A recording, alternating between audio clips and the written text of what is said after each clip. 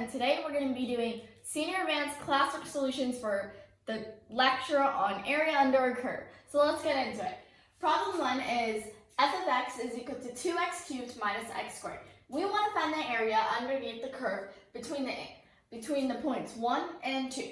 So for this, we're going to find our width first. And remember, to find the width, we use the formula b minus a over n. In this case, b is 2 and a is 1. So when you put it in the formula, our width becomes 1 over n. And then we have to find our endpoints, which is basically a plus delta x times I. In this case, delta x is also our width, which is 1 over n, and a is 1. So our endpoints that we're going to plug in is 1 plus I times 1 over n. So now we're going to put it into summation notation right here. So when we plug it in, we plug this into x here and into x here, and we get this. So then we expand it a bit, and we get the summation notation of 2 plus summation notation I times 6 over n plus summation notation I squared times 6 over n squared plus I cubed times 1 over n cubed minus 1 minus I times 2 over n minus I squared times 1 over n squared. And then after that, we have to remember to multiply by our width. So then we simplify the expression and we get 2i cubed over n cubed plus 5i squared over n squared plus 4i over n plus 1 times 1 over n. So then we plug in our summation notation formulas, and we get n squared times n plus 1 squared over 4. We substitute that for I cubed. For I squared, we do n times n plus 1 times 2n plus 1 over 6. For I, we do n times n plus 1 over 2. And for 1, it just becomes n. So then, when we get this entire thing, and when we simplify it, we get 31n squared plus 33n plus 8 over 6n squared. So then we put it into the limit as n approaches infinity, and from our limit rules, we get that the answer is 31 over 6. Now for problem 2. We have the line y equals 6 minus 3x, and we're finding the area under, this one's not really a curve, but it's a line, and the same method applies. We want the interval 0 to 2. So our width is going to be 2 minus 0 over n, so 2 over n.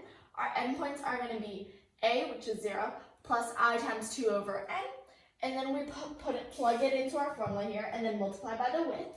Now when we simplify, we get 6n minus 6 over n times n plus 1 over 2. That simplifies out to 3n minus 3, multiplied by our width, 2 over n. Then we get 6n minus 6 over n. Plug that into our limit, and we get that the limit as n approaches infinity of 6n minus 6 over n is 6. So now let's move on to problem 3. So problem 3 says f of x is equal to x squared, and we want to find the area underneath the curve in the interval 0, 2. So first we have to start off with the width of each rectangle, which is going to be found by the formula b minus a over n. In this case, b is going to be 2 and a is going to be 0, meaning that the width of each rectangle is going to be 2 over n. Then we have to find the endpoints, and the endpoints is given by the formula a plus I times delta x. In this case, delta x is going to be known as our width, and we already found that, which is 2 over n. So we're going to plug in our values. We know a is 0, which means the endpoints are actually going to be I times 2 over n. So now let's plug this in to find in our summation formula. So we have our upper limit be n and our lower limit be I equals 1. So then we substitute our endpoints into our original function to get that I times 2 over n squared times 2 over n. The 2 over n we had after that is supposed to show the width of each rectangle. So simplifying the squared, we get the summation of I squared times 4 over n squared times 2 over n. Then we can bring out the 4 over n squared to the front, and then simplify and find the summation of I squared, which is n times n plus 1 times 2n plus 1 over 6. You should know that by the formulas I gave you guys in the lecture video. And then times 2 over n. And then we simplify, and we get 4 times n plus 1 times 2n plus 1 over 3n squared. Simplify more, we get 8n squared plus 12n plus 4 over 3n squared. Now we gotta find the limit as n approaches infinity, which means as we have more and more rectangles, so our answer is more accurate. And we find the limit as n approaches infinity of this fraction, and we get 8/3 as our answer. So now let's move on to number 4. We have our function f of x is equal to the x minus 2 whole squared. We have the interval 0, 4. The width of each triangle is given by this formula I have here, and so the width is going to be 4 over n. Our endpoints given by this formula is going to be I times 4 over n because a is 0. So then we're going to plug it into the summation formula with our upper limit n, lower limit I equals 1. And then we have to plug, I expanded this, which is going to be x squared minus 4x plus 4. So I have that here, and I substitute I times 4 over n into each of those places. Then we brought out the constants in each part and added the summation. So for this, our constant is going to be 16 over n squared because we have the squared here and we bring it out, times I squared. So this is the formula for I squared. Then we have minus 16n because if we bring it out, we have that 4 waiting for us.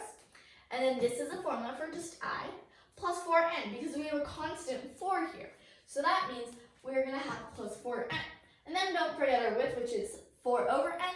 Then simplify all that out. We get 16n squared plus 80n plus 4 over 3n squared. So now we have to find the limit as n approaches infinity. We do that down here. And we get our answer 16/3. So now let's move on to our next problem, number 5. Number 5 is a bit weird because it's just a line, and usually I give you hard problems with that aren't as simple as this, but I decided to be nice. Anyways, our equation is y is equal to negative 2x plus 3, and our interval is 0, 1. Our width is going to be 1 over n because we have 1 minus 0 over n, which is 1 over n. Then our endpoints are going to be I times 1 over n because a is going to be 0, so we're basically going to have 0 times I times our width, which is 1 over n, so we get I times 1 over n. We are going to plug this into our function right here, and we're going to get the upper limit n, lower limit I equals 1, and then our formula is going to be negative 2, don't forget the negative, because it can change your problem, times I times 1 over n plus 3 times 1 over n, because 1 over n is going to be our width. So then we bring out the negative 2 over n, and our I becomes n times n plus 1 over 2. And then we have our 3n from this constant 3 times 1 over n. We simplify that, we get 2n plus 1 over n. We find the limit of 2n plus 1 over n, and our answer becomes 2.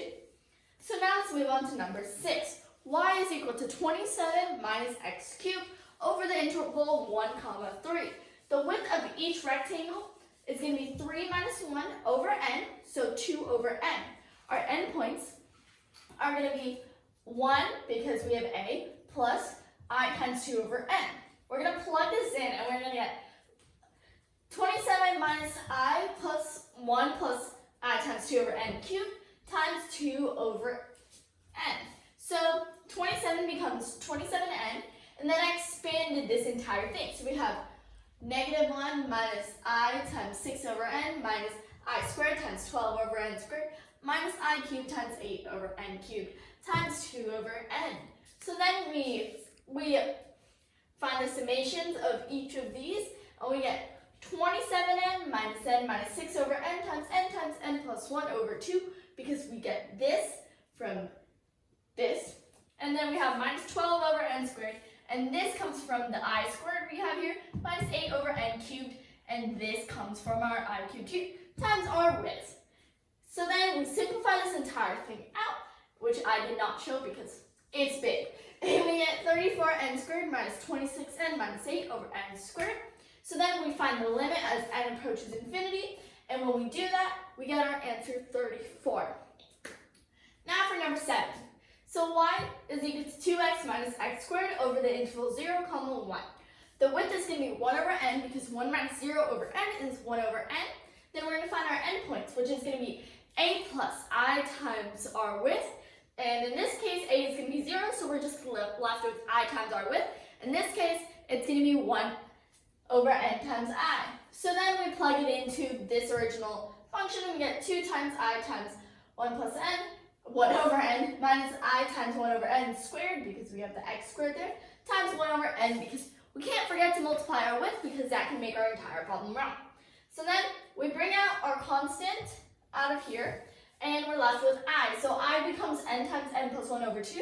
And then here we bring out the I So 1 over n squared.